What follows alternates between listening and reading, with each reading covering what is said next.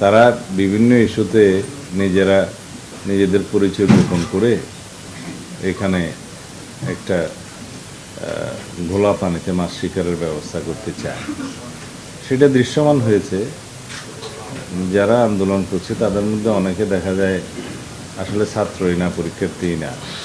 তো যারা তাদের দাবি সম্পর্কে শিক্ষামন্ত্রীকে জানিয়েছে, সরকারকে জানিয়েছে, এই বিষয়ে শিক্ষা মন্ত্রণালয় তাদের অবস্থান পরিষ্কার করেছে যে দুর্যোগপূর্ণ আবহাওয়ার কারণে কোনো শিক্ষার্থী যদি পরীক্ষায় অংশগ্রহণ না করে বা করতে ব্যর্থ হয় তাদেরকে আবার পরীক্ষা দেওয়ার সুযোগ দেওয়া হবে। চট্টগ্রাম শিক্ষা বোর্ডের যে পরীক্ষাগুলো স্থগিত আছে 4-5টা জেলায়, যখন তাদের পরীক্ষা নেওয়া হবে তখন সেই একই প্রশ্নপত্রে তাদের পরীক্ষা দেওয়ার সুযোগ দেওয়া হবে। আর 2টা প্রশ্ন সম্ভবত ফিজিক্সের ভুল হয়েছিল প্রশ্নপত্রে, সেই জন্য শিক্ষা মন্ত্রণালয় একটা তদন্ত পরিচালনা করবে, দায়ী ব্যক্তিদেরকে চিহ্নিত করে ব্যবস্থা নেবে। তবে সেই 2টা প্রশ্নের নম্বর ক্রেডিট দেওয়ার জন্য, মানে নম্বর যুক্ত করা হবে মর্মে ঘোষণা দেওয়া হয়েছে। এখানে যারা পরীক্ষার্থী তারা সন্তুষ্ট। এরপরেও যদি কেউ তারপরের পরীক্ষাটায় অংশগ্রহণ না করে থাকে বা করতে না পারে তাদেরকে পরবর্তীতে চট্টগ্রাম শিক্ষা বোর্ডের পরীক্ষা চলার সময়, নেয়ার সময় তাদেরকে সুযোগ দেওয়া হবে। এখানে তো সমস্যার সমাধান হয়ে গেল।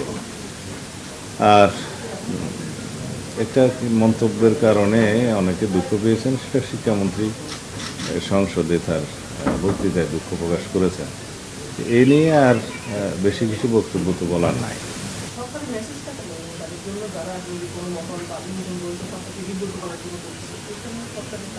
এগুলো আমরা খুব একটা গুরুত্বের সাথে নিচ্ছি না, কারণ আমরা 2-1টা জেলায় এবং ঢাকাতেও 2-1টা স্পটে দেখেছি তাদের সংখ্যা বেশি না যারা এগুলো নিয়ে কথাবার্তা বলছে। হয়তো মিডিয়াতে আসছে সেই জন্য বিষয়টা গুরুত্বপূর্ণ হয়েছে। এগুলো আমরা মনোযোগ দিচ্ছি না। 2-1টা জায়গায় হয়েছে, কারণ এই ট্রেন্ডটা ইন্টারিম গভর্নমেন্টের সময় দেখা গিয়েছে যে সচিবালয়ে ঢুকে গিয়ে পরীক্ষা স্থগিত করা বা বিনা পরীক্ষায় পাশের ঘোষণা, এই সমস্ত একটা অপকালচার তখন দেখা গিয়েছে, যেগুলোকে তারা হয়তো নিয়ন্ত্রণ করতে পারেনি, যার কারণে তারা এখনও সেই টেন্ডেন্সিটা বহাল রেখেছে।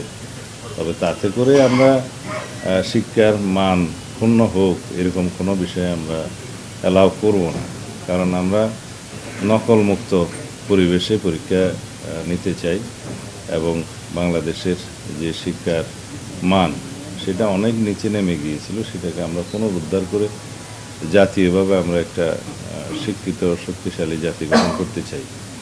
সবাই জানেন, আপনারা কোনো দেশের শিক্ষা ব্যবস্থা যদি ধ্বংসপ্রাপ্ত হয় সেই জাতির কোনো ভবিষ্যৎ নাই। তো যেটা আমরা আগে লক্ষ্য করেছি যে ঢালাওভাবে গোল্ডেন জিপিএ 5 নাকি ইত্যাদি ঢালাওভাবে অটো পাস, তারপরে পরীক্ষার নম্বর বাড়িয়ে দেওয়া ইত্যাদির প্রচলন আওয়ামী ফ্যাসিবাদের সময় একটা অপকালচার সৃষ্টি হয়ে গেছিল। তো তাতে করে আমাদের শিক্ষার মান অনেক নিচে নেমে গিয়েছে।